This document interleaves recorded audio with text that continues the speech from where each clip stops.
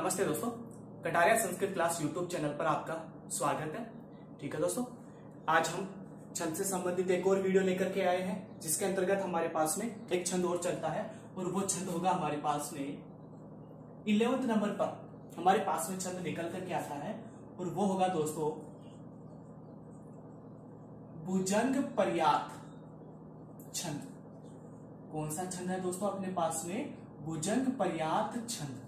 अब देखिए दोस्तों, भुजंग पर्यात जो छंद है, अब इस छंद का लक्षण तो हमारे पास में इस छंद का लक्षण होगा, जैसे सबसे इजी जो छंद है छंदों की श्रृंखला के अंतर्गत सबसे जो इजी जो छंद है, सबसे आसान सरल और सीखने में भी अच्छा, वो छंद कौन सा है दोस्तों? भुजंग पर्यात छंद है। सबसे इजी छंद है ये, क्योंकि इसके अंतर्गत बहुत अधिक याद करने की आवश्यकता नहीं पड़ती है, क्योंकि इसी के अंतर्गत ही इसी का आंसर छुपा हुआ होता है। अब इसका लक्षण जो है, इसका लक्षण होगा हमारे पास में भुजंग पर्यातम। भुजंग पर्यातम चतुर्भी यकारे। चतुर्भी यकारे, अर्थात ये छंद कहता है कि भुजंग पर्यात छंद होता है चतुर्भी। चतुर्भी शब्द का तो क्या दोस्तों? 4 बार। कितनी बार? 4 बार। आगे क्या लिखा हुआ है दोस्तों? यकारे, अर्थात यह आ गया, यह का मतलब क्या बन जाएगा? यगण, अर्थात 4 बार क्या लिखे हुए होंगे दोस्तों हमारे पास में? यगण लिखा हुआ होगा। अर्थात इस छंद का या इस छंद की परिभाषा हमारे पास में तैयार होती है और परिभाषा बन जाती है कि वह छंद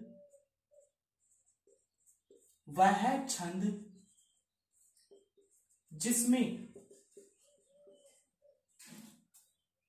4 यगण हो तो उसे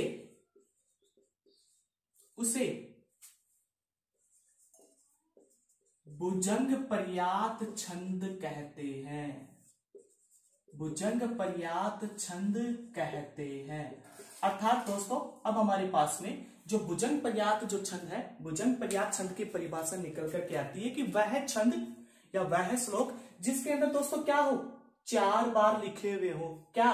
यगण। अर्थात यगण यदि कितनी बार आ जाए? 4 बार आ जाता है, तो वहां पर कौन सा छंद हो जाता है दोस्तों? भुजंग पर्यात छंद हो जाता है। जैसे एग्जाम्पल के माध्यम से समझते हैं इसको। यगण, यगण, यगण और यगण, अर्थात एक ही गण होगा। कितनी बार लिखा हुआ होगा दोस्तों? 3 बार लिखा हुआ होगा। अर्थात एक गण के अंदर कितने वर्ण? 3। तो हमारे पास में 3, 3, 3, तो टोटल वर्णों की संख्या कितनी हो गई दोस्तों हमारे पास में? टोटल वर्णों की संख्या हो जाती है कितनी? 12 वर्ण। कितनी हो जाती है दोस्तों? 12 वर्ण हो जाते हैं। अब देखिए दोस्तों, 12 वर्ण से संबंधित हमारे पास में एक छंद तो आया था, कौन सा? वंशस्थ। और दूसरा छंद निकल करके आया था हमारे पास में द्रुत विलंबित। अब तीसरे नंबर का जो छंद है वो कौन सा निकल करके आ रहा है दोस्तों? भुजंग पर्यात छंद निकल करके आ रहा है। अर्थात जयगण और तैगण से प्रारंभ हो तो कोई भी छंद हो, जयगण या तैगण से प्रारंभ हो तो कौन सा छंद करेंगे दोस्तों? वंशस्थ। नैगण और भैगण से प्रारंभ हो तो दोस्तों अपन लोग कौन सा छंद करेंगे? भुजंग पर्यात। और जहां पर चारों के चारों क्या हो? यगण हो, तो वहां पर कौन सा छंद करेंगे दोस्तों? भुजंग पर्यात छंद करते हैं। ठीक है दोस्तों, और एग्जाम की दृष्टि से ये जो 12 वर्ण वाला जो श्लोक आएगा वह हमारे लिए क्या बन जाएगा दोस्तों? मोस्ट और इंपोर्टेंट बन जाएगा, क्योंकि उस समय हम लोग गणों को, अर्थात वर्ण जो होते हैं ना, उन वर्णों को गिनते हैं। 1, 2, 3, 4, हाँ 12 दिख गए तो या तो हमारी नजर यदि द्रुत विलंबित छंद पे गिर गई तो वो राइट कर देते हैं। हम लोग आगे गण व्यवस्था निकालते नहीं है, क्योंकि हम इंटेलिजेंट कुछ ज्यादा है। ठीक है दोस्तों, तो हमारे पास में उन वर्णों को, जैसे कि द्रुत विलंबित पर नजर गिर गई तो उसी को राइट कर देते हैं। किसी की नजर वंशस्थ पे गिर गई तो हम लोग उसको राइट कर देते हैं, और किसी की नजर यदि भुजंग पर्यात पर गिर गई तो उसी को राइट कर देते हैं। नहीं दोस्तों, हम लोगों को ऐसा नहीं करना है, क्योंकि हम लोगों ने गणों को अर्थात वर्णों को वहां पर काउंट किया है, गिना है। हमारे पास में 12 वर्ण निकल करके आ गए, तो उस समय वहां पर 4 जो ऑप्शन होंगे ना, उन 4 ऑप्शन के अंदर वंशस्थ भी नाम होगा, द्रुत विलंबित भी नाम होगा और भुजंग पर्यात भी वहां पर नाम लिखा हुआ होगा। अब वहां पर स्टार्टिंग के प्रथम के आधे जो वर्ण लिखे हुए हैं, जो भी श्लोक लिखा हुआ है, उस श्लोक को सबसे पहले गण व्यवस्था के अंतर्गत उनको बिठाइए। यदि जैसे प्रारंभ हो गया तो फिर आगे निकालने की जरूरत नहीं है, फिर तो आप कौन सा कर दो, वंशस्थ। यदि न से प्रारंभ हो गया तो फिर कौन सा कर दो, द्रुत विलंबित। और यदि यैसे प्रारंभ हो जाता है तो दोस्तों फिर कौन सा करना है, भुजंग पर्याप्त छंद करना है। और दोस्तों इसी तरीके से ही क्वेश्चनों को हल किया जाता है। ध्यान रखना है दोस्तों कि इनसे संबंधित हमारे पास में कैसे क्वेश्चन निकल करके आ सकते हैं, जिनके बारे में हम लोगों ने वंशस्थ और द्रुत विलंबित छंद के बारे में तो हम लोगों ने चर्चा कर ली। अब इसके बाद में हमारे पास में नेक्स्ट छंद निकल करके आ रहा था भुजंग पर्याप्त छंद। ठीक है दोस्तों, अब देखिए हमारे पास में नेक्स्ट पॉइंट निकल करके आता है। यहां पर नेक्स्ट पॉइंट बनेगा भुजंग पर्याप्त छंद के, भुजंग पर्याप्त छंद के प्रत्येक पाद में कितने वर्ण होते हैं दोस्तों, 12 वर्ण होते हैं।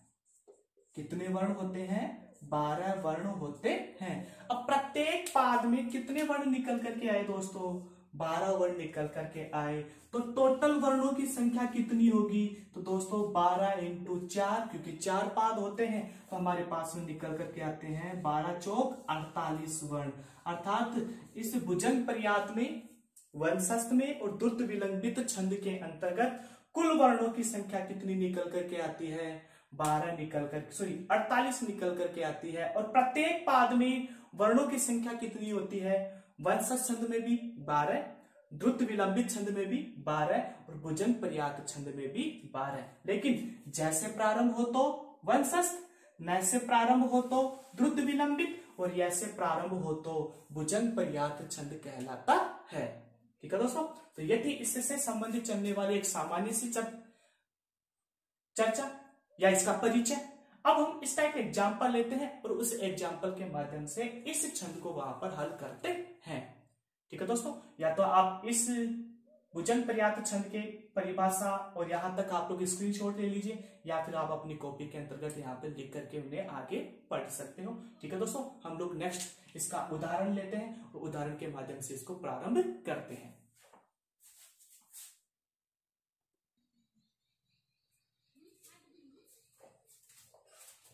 ठीक है दोस्तों, तो इस छंद से संबंधित था भुजंग पर्याप्त छंद का हमारे पास में उदाहरण, और हमारे पास में उदाहरण निकल कर क्या है। देखिए दोस्तों, सबसे पहले इससे संबंधित चर्चा करते हैं। देखिए दोस्तों, हमारे पास में प्रथम में कौन सा गण था, यह गण, दूसरा भी यह गण, तीसरा भी यह गण और चौथा भी यह गण। अर्थात 4 यह गण हो तो वहां पर कौन सा छंद, भुजंग पर्याप्त छंद होता है। अर्थात इसके अंतर्गत आने वाले वर्णों की संख्या कितनी हुई दोस्तों, 12 वर्ण होते हैं। अब सबसे पहले किसी भी श्लोक को आप लोग देखो या किसी भी क्वेश्चन को आप हल करो तो सबसे पहले आप लोग वर्ण चेक करो कि इसके अंतर्गत कितने वर्ण आ रहे हैं। सबसे पहले 12 वर्ण, तो हम लोग चेक करते हैं 1 2 3 1 2 3 1 2 3 1 2 3, तो इसका मतलब 3 वर्ण लिखे हुए हैं, तो 3 चौक 12 सामने साफ नजर आ रहा है। कैसे भी करो लेकिन हमारे पास में 12 वर्ण आने चाहिए। अब इसके अंतर्गत हमारे पास में इसकी गण व्यवस्था प्रारंभ करते हैं। एक एस एस, एक एस एस, एक एस एस, एक एस एस। ठीक है दोस्तों, अब 3 वर्णों को हम लोग यहां पर जोड़ते हैं, हमारे पास में वर्ण बन जाते हैं प्रथम, द्वितीय, तृतीय, चतुर्थ। 4 गण बन गए। यह माता, तो कौन सा गण बना दोस्तों, यह गण। दूसरा देखिए सेम मैच खा रहा है, तो कौन सा गण बन गया, यह गण। तीसरा भी यह गण और चौथा भी यह गण। अर्थात एक एस एस सभी के अंदर ऐसा लिखा हुआ मिल जाए तो वहां पर कौन सा छंद बन जाएगा दोस्तों, भुजंग पर्याप्त छंद बन जाता है। इसके अंतर्गत हम लोग चेक करते हैं पाद नंबर 3 के अंदर। देखिए दोस्तों, अपने पास में आता है एक एस एस, एक एस एस, एक एस एस, एक एस देवह। देखिए दोस्तों, यहाँ पर ऋषभ लिखा हुआ है हमारे पास में, या तो यहाँ पर कोई विसर्ग होगा दोस्तों जो हम लोगों ने लिखा नहीं है, या फिर अंतिम वर्ण ऋषभ आ जाता है तो उसे क्या बना दिया जाएगा दोस्तों, दीर्घ बना दिया जाता है। तो दोस्तों इसके हम लोग गण बनाएंगे तो एक एस एस मैच खा रहा है, दूसरे को मिलाएंगे तो एक एस एस मैच खा रहा है हमारे पास में, ये भी और ये वाला भी मैच खा रहा है, तो निश्चित रूप से यहाँ पर कौन सा छंद बन जाएगा दोस्तों, भुजंग पर्यात छंद बन जाता है। ठीक है दोस्तों, यदि ये चैनल आपको पसंद आया हो तो आप इस चैनल को लाइक करें, शेयर करें और सब्सक्राइब करें। धन्यवाद दोस्तों।